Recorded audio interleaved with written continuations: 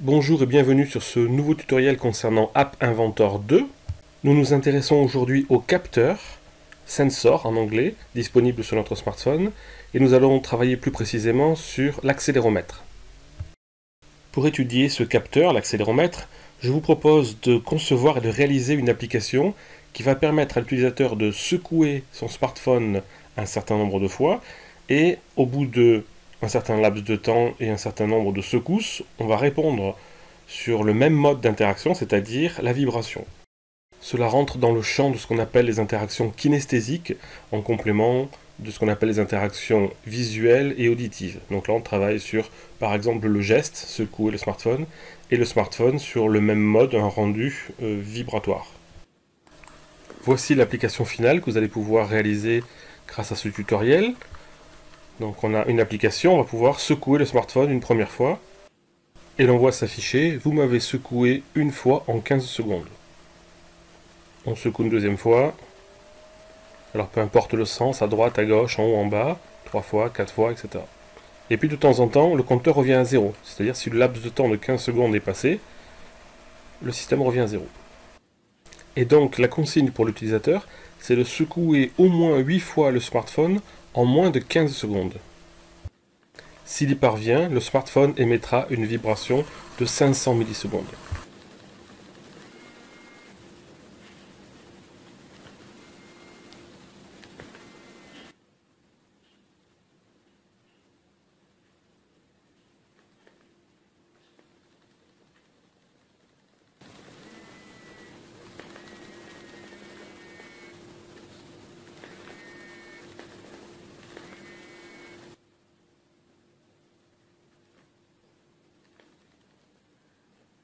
Si en revanche l'utilisateur ne secoue pas suffisamment rapidement le smartphone pour atteindre au moins 8 secousses en 15 secondes, le compteur revient à 0.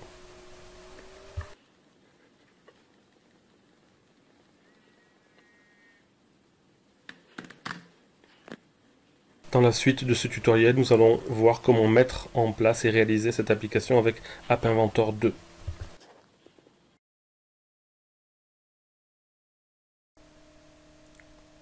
Nous allons tout d'abord commencer par un petit peu de théorie avant de passer à la pratique.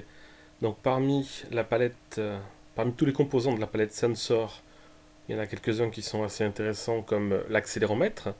Donc l'accéléromètre permet de détecter des secousses, shaking en anglais, et les accélérations dans 3 directions, X, Y, Z, quand vous secouez de droite à gauche, de haut en bas, et dans la profondeur. Donc on peut détecter précisément ces 3 éléments-là. Le composant de géolocalisation qui va nous permettre, avec un GPS, de récupérer une latitude, une longitude et une altitude par rapport au niveau de la mer.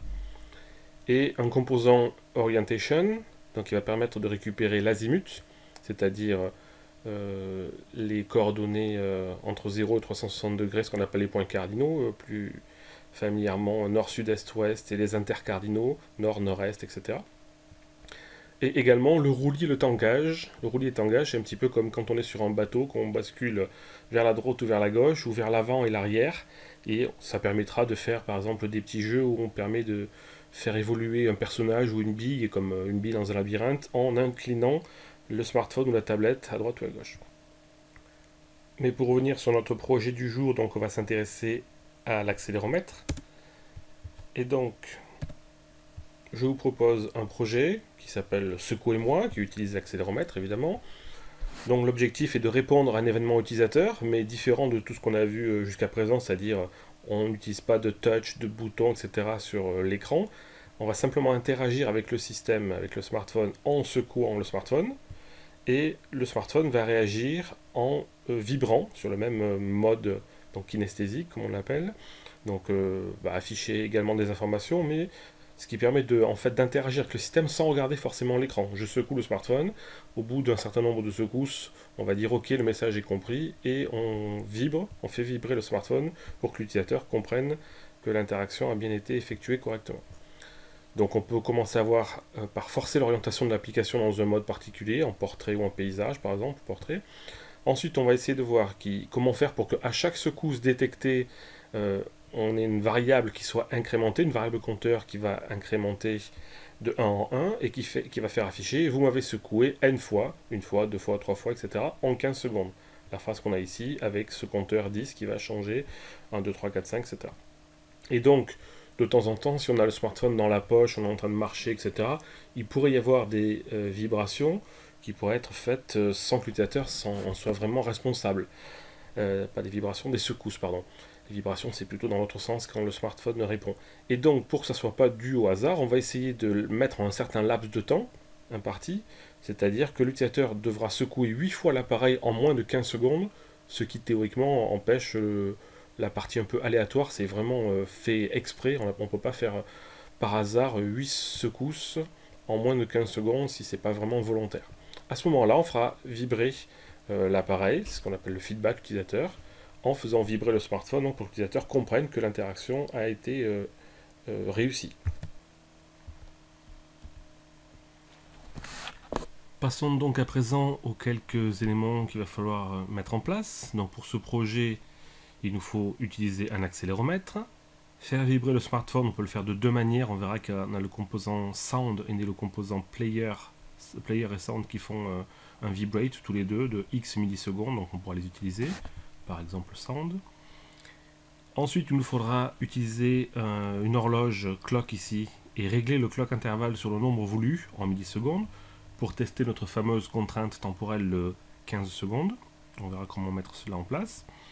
Et puis, bien entendu, tester si une valeur est dépassée avec un if, donc si alors sinon, la valeur à tester c'est est-ce que 8 secousses ont été atteintes. Si c'est le cas, faire vibrer, sinon remettre le compteur à 0. Voilà donc la partie théorique, c'est assez simple à mettre en place. La partie interface machine ici, avec un layout horizontal et puis trois parties, label gauche, label du milieu et label de droite. Vous m'avez secoué qui ne bougera pas, fois en 15 secondes qui ne bougera pas, et puis la partie du milieu qui sera le compteur 0, 1, 2, 3, 4, 5 qui va évoluer en fonction des secousses de la part de l'utilisateur. L'accéléromètre pour justement détecter les secousses, le sound pour faire vibrer, et le clock, on verra qu'il faut mettre un intervalle particulier à 15 000 millisecondes, et non pas 1000 secondes comme c'est la valeur par défaut, pour justement respecter notre règle dans ce projet de 15 secondes laissé à l'utilisateur pour effectuer 8 secousses dans ce laps de temps.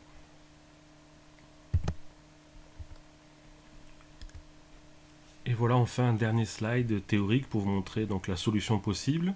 Donc là on voit qu'il y a vraiment très peu de blocs, l'initialisation de la variable secousse, que faire quand on a le shaking d'accéléromètre, et puis comment travailler sur le timer. Donc l'avantage d'un tutoriel en vidéo, c'est qu'on va pouvoir expliquer tout ça et le faire en mode pas à pas. C'est ce que je vous propose de faire tout de suite, en suivant avec moi le déroulement de cette application, la création de cette application sur App Inventor 2. Nous allons donc aller sur App Inventor pour commencer notre projet.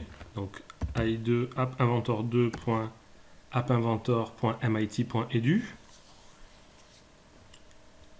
On clique sur Continue. Ça, c'est sûrement le dernier projet qui a été effectué. Donc on revient dans Project. Et là, on va créer un nouveau projet. Start New Project. On va l'appeler par exemple Secouez-moi. Valider. Et on a donc notre espace de travail qui est disponible pour créer notre projet. On va donc commencer par forcer le sens de l'orientation. Ici, Screen Orientation, on demande à ce que l'application soit tout le temps en mode portrait, non pas en landscape, paysage. Donc pour forcer dans ce mode-là. Ensuite, le titre Screen 1, on va appeler ça Secouez-moi par exemple. Et on vérifie tout là-haut, Secouez-moi et le bon nouveau titre. Et ensuite, on va maintenant créer la ligne ici qui va contenir vous m'avez secoué n fois en temps de secondes avec trois morceaux, trois labels. Donc on peut faire trois labels différents.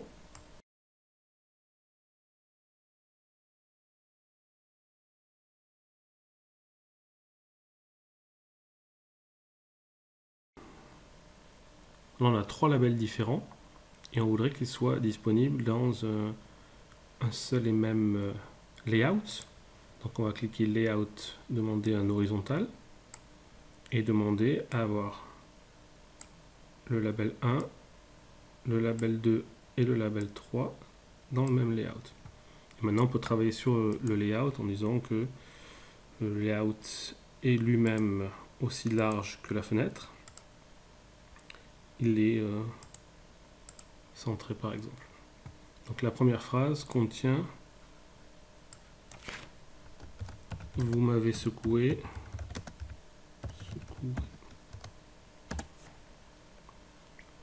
Le deuxième contiendra le nombre de fois, donc pour le moment 0 fois, 0. Et le troisième contiendra le mot, enfin la phrase fois, virgule, en 15 secondes.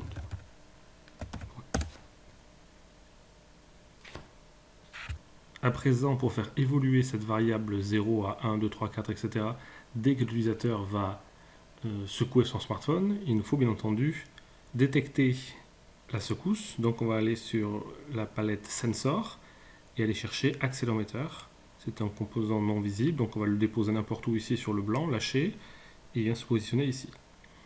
Donc l'accéléromètre, dès que l'utilisateur va secouer le smartphone, on a la possibilité de détecter, alors deux possibilités, on va aller dans Blocks, soit les coordonnées X, Y, Z, dans quel sens l'utilisateur a secoué par exemple, soit simplement, plus simplement, accéléromètre sensor shaking, qui est une secousse a été effectuée, peu importe dans quel sens, vers la droite, vers la gauche, vers le haut, etc.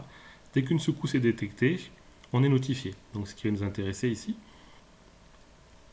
Et donc on va créer une variable pour pouvoir compter le nombre de secousses effectuées.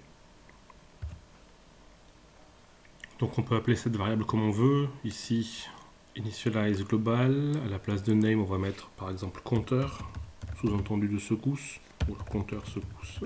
Voilà. Qui au début vaut 0. Donc on va chercher dans math, accrocher 0. Voilà. Compteur de secousses est initialisé à 0. Et donc il va falloir faire une incrémentation. Chaque fois qu'une secousse va être détectée, enfin une secousse va être détectée par le shaking de l'accéléromètre, la fonction shaking de l'accéléromètre, on va incrémenter, compteur est égal à lui-même plus 1.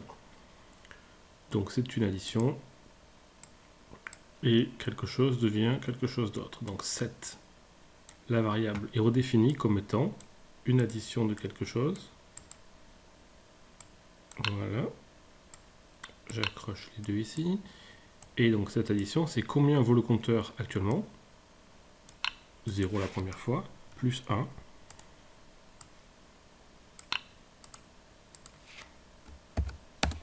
Ok. Donc si on s'arrête là et qu'on ne fait pas de feedback à l'utilisateur, ça va fonctionner effectivement. Dès que l'utilisateur secoue son smartphone, nous, la variable compteur secousse est bien incrémentée, mais l'utilisateur n'en saura jamais rien. Donc il faut aller revérifier ce qu'on avait écrit ici. Vous m'avez secoué 0 fois en 15 secondes. Le 0, pour rappel, c'est celui-ci. On peut par exemple le mettre en gras pour faire apparaître et puis changer sa police en quelque chose d'un peu plus grand, par exemple 30. Voilà. Et ce 30, enfin ce 0, pardon, on voudrait que sa valeur soit 2, 3, 4 en fonction de la variable compteur de secousse. Donc on va aller dire, je redéfinis cette label texte comme étant la valeur actuellement de compteur secousse.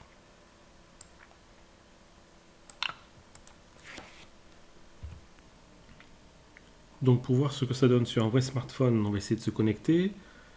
Donc connexion par connect, mais tout d'abord n'oubliez pas de lancer votre iStarter qui doit tourner en tâche de fond. Et donc une fois que ce iStarter tourne, vous pouvez l'iconifier et vous lancez Connect USB pour essayer d'injecter votre application depuis le cloud vers votre smartphone.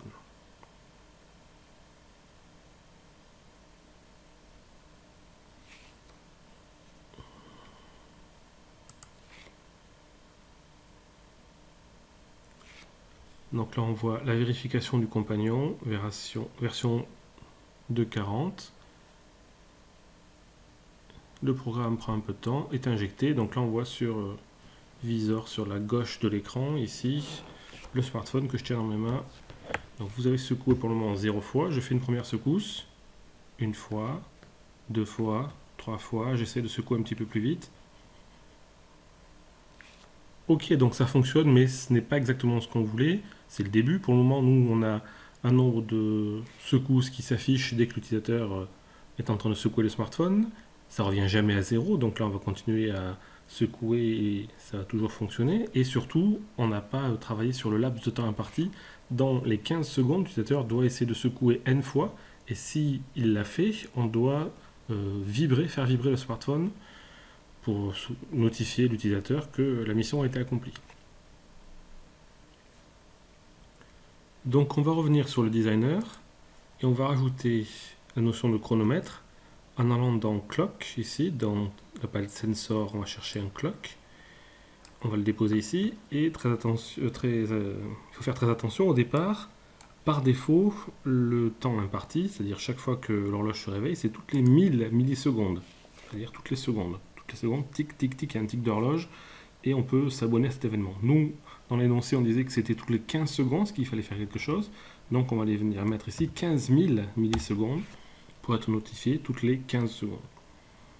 On repart dans Blocks et on s'intéresse à Clock et on voit qu'il n'y a qu'une fonction qu'on peut intercepter, c'est Clock Timer. Sous-entendu, dès que le temps que l'on a défini a été parcouru, alors réveiller cet événement Clock Timer. Donc nous, ça sera toutes les 15 secondes. Toutes les 15 secondes, il faudra faire quelque chose. Ce quelque chose, c'est assez simple en fait, c'est simplement remettre le compteur à 0.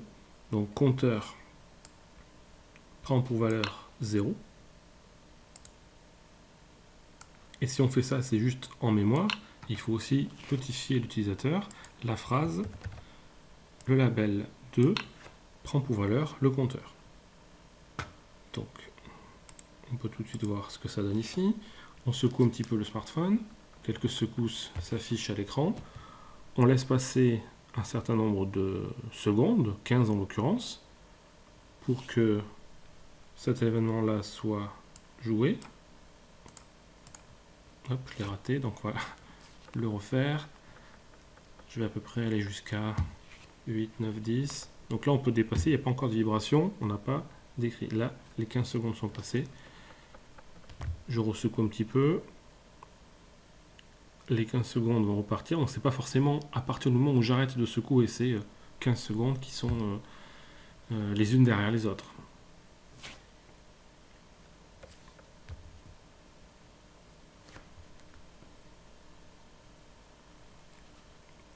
Donc on teste encore une fois, je secoue admettons 5-6 fois, je m'arrête. Il se peut qu'on soit au début des 15 secondes, les 15 secondes vont commencer maintenant. Je reteste encore un petit peu. On va compter ensemble les 15 secondes. Donc dès que ça va repasser à 0, c'est que timer ici, 1, 2, 3, 4, 5, 6, 7, 8, 9, 10, 11. Ouais, bon, j'étais un petit peu lentement dans mon décompte, mais on est bien repassé à 15 secondes, à 0. Et pour respecter ce qu'on avait dit dans l'énoncé, il nous reste une dernière chose à faire, c'est de faire vibrer le smartphone une fois que l'utilisateur a secoué son smartphone plus de 8 fois en 15 secondes. Donc on retourne dans le designer. On va aller chercher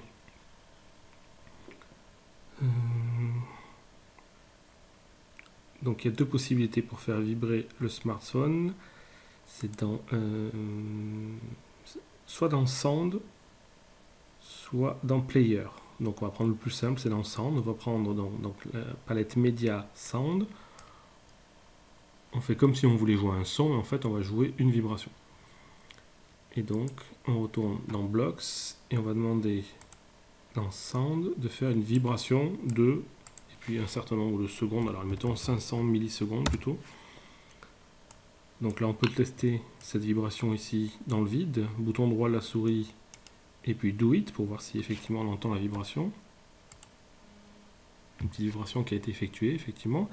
Et donc on voudrait qu'il y ait cette vibration qui soit jouée lorsque l'utilisateur est en train de secouer si la variable secousse compteur de secousse est supérieur ou égal à 8. Donc on va faire un if, contrôle, if,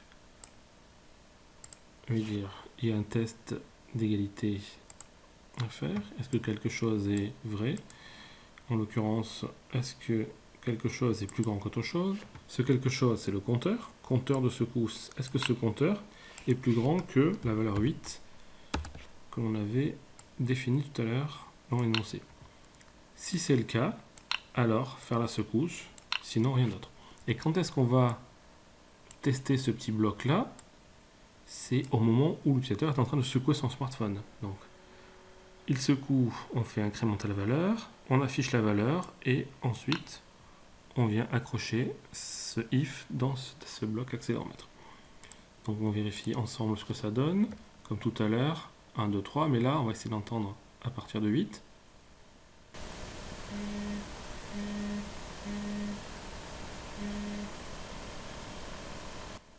Donc on a bien des secousses qui se font de 500 millisecondes.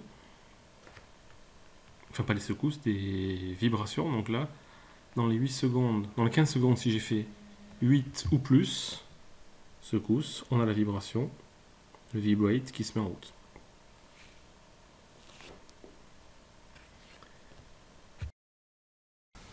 Voilà, ce tutoriel est à présent terminé. J'espère que vous y avez compris comment utiliser l'un des capteurs les plus intéressants qui est l'accéléromètre et sa fonction la plus simple qui est le shaking.